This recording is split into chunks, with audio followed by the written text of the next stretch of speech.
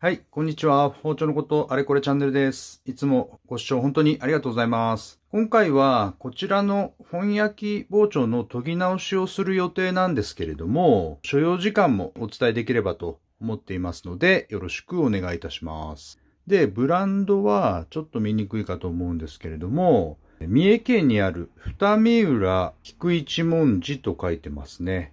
で、刃渡り28.5 センチになってます。で、三重県の夫婦岩で有名な二見浦で明治より内刃物専門店として営業している刃物店さんの商品になりますね。で、先日ちょっと紹介させていただいた京都の菊一文字さんとは商標が違うんですけれども、おそらく流派というか出所は一緒なのかなというふうに思います。全体的にサビが入っていて、先も少し丸まってるんですよね。で、刃のラインもここだけへっこんでるっていう感じですかね。古い包丁だと思うんですけれども、研いで修正していければなというふうに思ってますので、よろしくお願いいたします。では、どんな順番でやっていこうかなという感じなんですが、まずは、手で研いでいくとこの辺の修正はちょっと時間がかかって大変なので、電動シャープナーを使って全体的に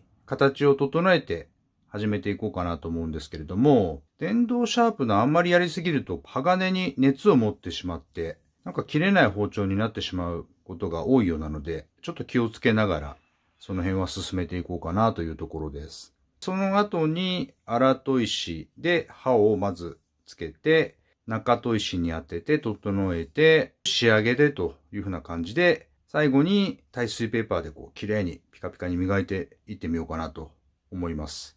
ちょっと当初の切れ味だけ見ときましょうかね。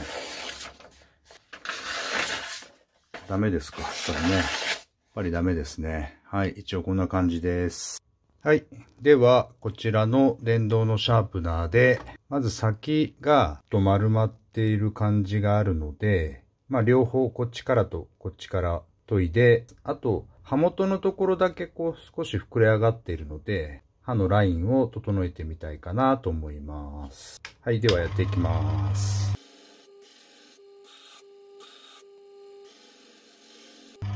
あんまりこの先ばっかり研ぐとちょっと変な形になるので、この元の方から少し落としていって先を尖らせるようにしています。刃先はまっすぐなった感じです。じゃあちょっと刃元の方も。はい。この状態でうまく形を作っておかないと最終までいけない感じがするので、この刃元の出っ張りと中間部分も少し削りながら刃先をまっすぐに整えたという風な感じですね。およそ8分ぐらいやりました。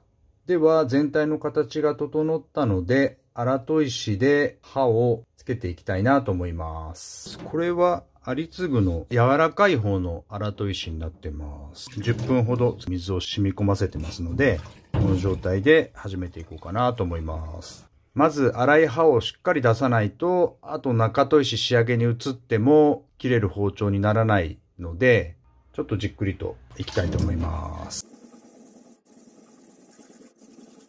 はい、1回目こんな感じですね。でも、いい感じで切り刃には当たりますよね。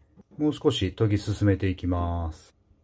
はい、5分ほど磨きました。結構いい感じで切り刃にはペタッと当たるんですよね。帰りも出ているような感じなので、中砥石の方に移ってみます。こちら、刃の黒幕の1000番ですね。最近すごく使いやすいというか、水につけとかなくてもいいですし、削りやすいので、これ多用しちゃってますけれども、もしお持ちでない方は一回試してみてはいかがかなと思います。まだ裏は一度も研いでいないので、もうちょっと当ててから帰りを取っていきたいかなと思ってます。この辺の研ぐ時間は包丁の状態によって全然変わってくるとは思うんですけれども、最初に荒砥で形作るところをしっかりしておけば、あとは中砥石、仕上げ砥石は同じように当てていくだけなので、やりやすいかなと思います。ちょっと一回裏当ててみますね。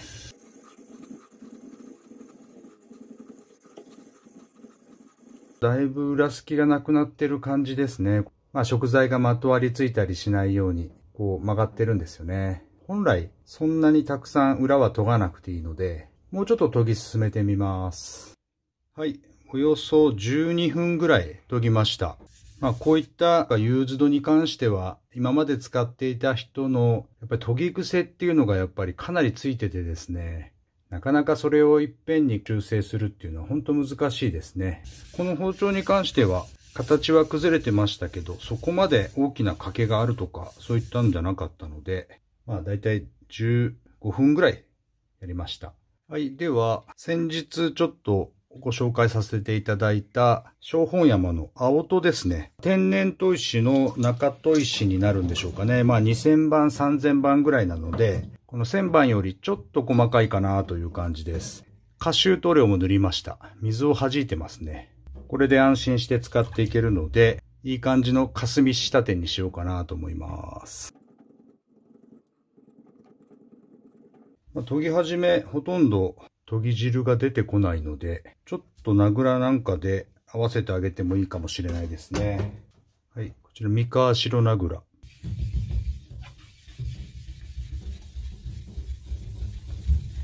い、こんな感じで研ぎ汁が出るので、砥石と包丁が削りやすくなります。全然違いますね。このちょっと霞がかった感じがやっぱりこの天然砥石って最高ですよね。人造砥石で鏡面みたいにした方が気持ちいいっていう方もいられますけども、それぞれの良さがあるかなという感じです。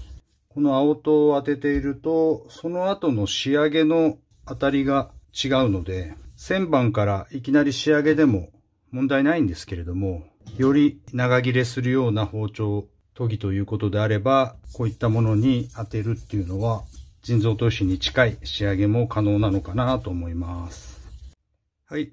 だいぶいい感じで青砥当たりました。ちょっと7分研いでます。最初取っかかり、こう出して研ぎ始めるのすごくいいですね。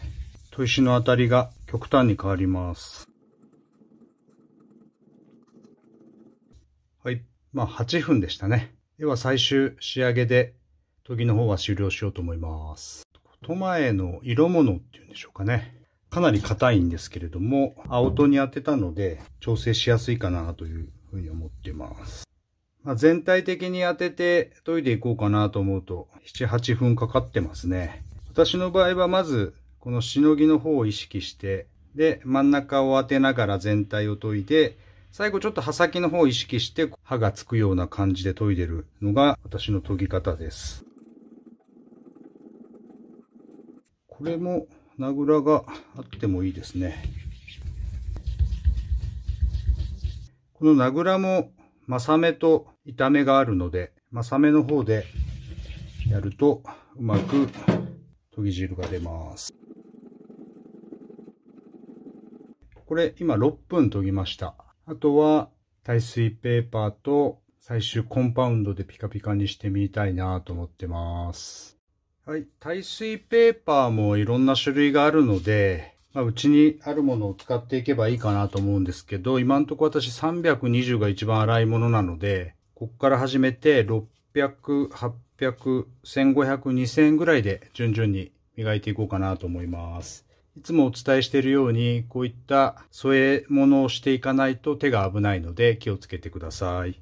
で、切り場のところはせっかく天然砥石で綺麗に研いでるので、ここの平のところと裏側を重点的に磨いていこうかなと思います。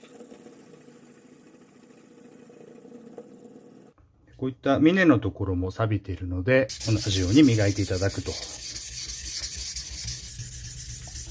丁寧にやればやるほど最後の仕上がりは綺麗になります。これで今最初の320番は5分ほどですかね。磨いて次に移りたいと思うんですけれども、少し深く入った錆がこの320番じゃ取りきれない感じです。もうちょっと粗いもので落としてあげないとという感じなんでしょうけれども、600番は一応3分です。同じく800番2分です。これぐらいから本当に鏡面というか、あと2000番で耐水ペーパーは終わろうと思います。これぐらいになってくると、ちょっと洗剤を垂らしてあげて、磨くと、より輝きが増すかなと思います。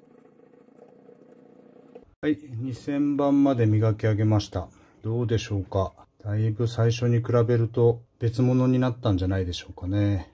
はい、では、極細の1ミクロンと 0.2 ミクロン。ペーパーで言うと、1000番から1万。うちは1万5000とか、そんな感じで、車用ですけどね、最終的に磨いてみます。はい、こんな感じなので、いっぺんで鏡面っぽくなります。はい。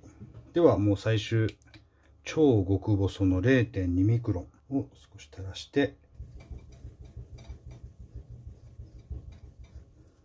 はい、それぞれ1分ずつぐらいで磨けてますけれども、コンパウンドが残らないようにして、最終的には拭き上げると。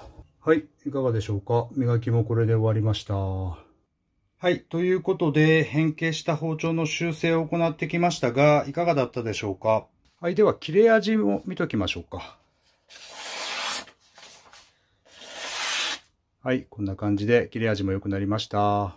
まあ、これぐらい綺麗になると、息を吹き返した感じになるんじゃないでしょうか。光の加減で見にくくて申し訳ないんですけれども、波紋も残ってる感じですね。はい。なかなかこんな作業をすることはないかと思いますけれども、何か少しでも参考になることがあればというふうなことで、メンテナンスの方を進めさせていただきました。その他私のチャンネルでは包丁にまつわること全般いろいろ配信しておりますので、ぜひそちらも見ていただけるとありがたく思います。ということで今回の動画は終了とさせていただきます。いつも最後までご視聴いただき本当にありがとうございます。それではまた次回の動画でお会いしましょう。さよなら。